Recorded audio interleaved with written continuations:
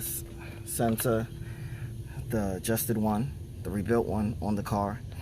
So basically what I did was the 2 new screws that came with it. It couldn't really fit a screwdriver that well, so what I did was I dremelled 2 lines, 1 line in here, 1 line in here, to use a flathead to put it in. So I'm doing mine differently. I'm using my Maxicom scanner to actually see the actual throttle position on this one, because this one is an actual good TPS. This one was already adjusted. So right now, as I look at the machine, the scan tool, it tells me that the TPS is it's right now at 0.49 volts. So that's where it sits at. Okay, that's where it sits at, 0.49 volts. Then when I hit the gas pedal, as you can see, hitting the gas pedal,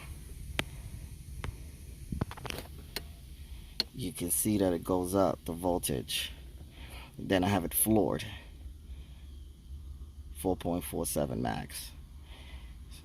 So as you can see, it goes down slowly and then lands to 0.49. So that's what I'm going to adjust the second sensor to, 0.49 volts at closed. And then I'm going to recheck it with this Maxicom MK808 to double check to see if the voltage is good. Alright, so I'm going to move on to the next step. I'm going to take out the old pedal position sensor and then connect the new one, the adjusted one that I'm adjusting, and then I'm going to adjust the sensor. Let me turn this off. Now I'm going to adjust the sensor on the back here. I left it loose, so what I'm going to do is adjust it left or right, because I left the screws loose. So I'm going to adjust it left or right to get the right, you know, to get it at 0.49 volts where this one is sitting at, to get this one to sit at the same voltage, so we know that it's good. And then I'm going to take it for a test drive and let you guys know how it is and everything. So right now I'm just in the process of taking out this one, which is a 10, the 2 10s for the cover, one here and one here. That's one here and one there. And then it's another 10 here, 1 10 here. And you pop this out of the top here, you pull this out, pop that up. Then you take out this 12mm nut, you loosen this, and then you pull that cable out.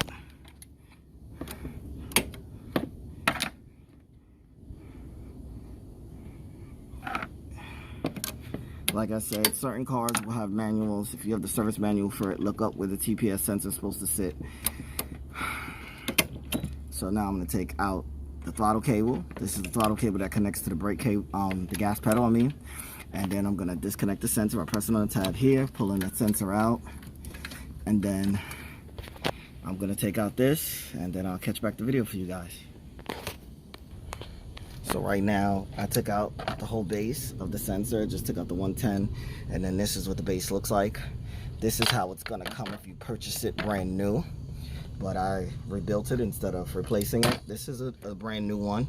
This one I did purchase a couple years ago, was brand new from the dealer. So this one is within spec, so I know once I match this one up with this one in spec, then I'll know it's good to go. So right now I'm just gonna take out the throttle cable out of the good one. It should just slide right out. What is going on here? There we go. So now the throttle cable's out. So now I gotta take out 1, 2, 3 screws. Then take out these 2 screws. Take out 1, 2, 3 10mm. Then these 2 10mm. And then it'll look exactly like this. Then I'll install this one onto this bracket and then connect it over here. And then we'll start the testing from the computer. Okay, so like I said, I was going to take off the brackets. Okay, it's here, over this. You take out the 3 bolts, then it turns into these 2 pieces. After you take out these 3 screws, put that to the side. Then this is what this looks like. and then this is the rebuilt one. So this is the bracket that this one is going to sit on. All right, you put the 2 bolts, 1 and 2 here, and then I'll catch back the video. Me right now, what I want to do is adjust this the way this sits. I want to adjust it as much as I can to match the other one, which is it's pretty close. Yeah, it's pretty close. So put it back in and go from there. Okay, so now that everything is put back in, throttle cable is tightened, it's put back into the brackets here. And now I'm gonna, by using the scan tool, I'm gonna adjust it. All right, so I have the scan tool here. Turn on ignition to the 2nd position and see what reading I get for the sensor.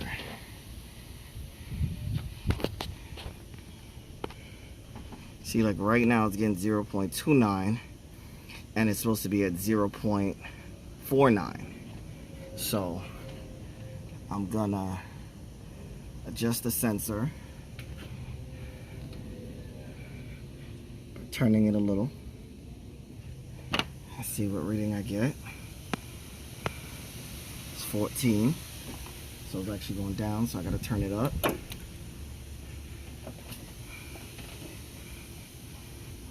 So that's 39.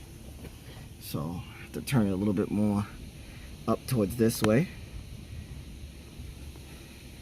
Tilts a little bit more. Oh, that's too high, you see? It's on 55. So adjust it down a little. And you heard that, the engine clicked off. So now it's on 39 again.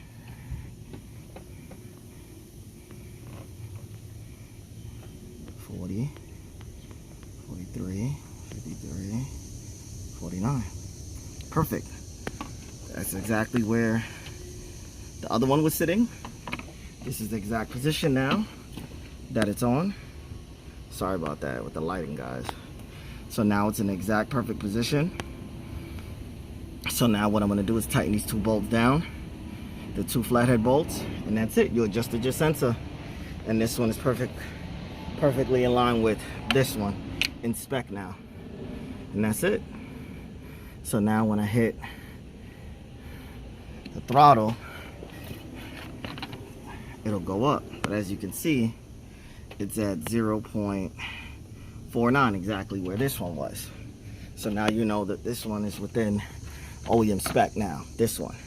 So tighten the bolts down, put everything back together, take it for a drive, and let you guys know how it is. All right. If you guys have any questions, feel free to ask. Don't forget to like, share, subscribe, and comment. Like I said, you can always adjust it here by hand. If you don't have the scan tool, you can always adjust it by hand. Like I said, you can also go by the throttle, like turn on the car, let it run, and then adjust it by hand to make sure that it idles. With this car, it'll idle within spec, which would be like 750. It would idle a little bit below the 1.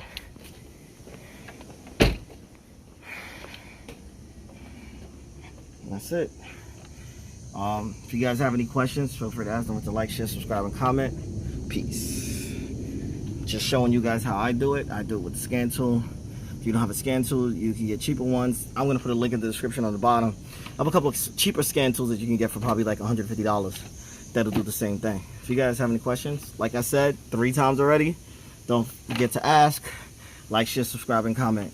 Peace. You also want to check for, you know, see if any check engine light pops up while driving. Like I said, I've been driving for about 5 minutes now. I've had no check engine light, anything, and the car's been good to go. The throttle response is amazing. Like, if you guys actually feel the throttle response, like, I'm like literally tapping the gas pedal and this thing is like taking off. Only if you guys could feel this. But yeah, this TPS replacement definitely made a huge difference. All right, so what I'm gonna do is gonna open it up to full throttle, see how it reacts to the full throttle, see if any check engine light comes up. If anything, if it doesn't come up, then you're good to go and you don't need to adjust it. But I adjusted it with the machine using the actual Autel machine, which is very accurate.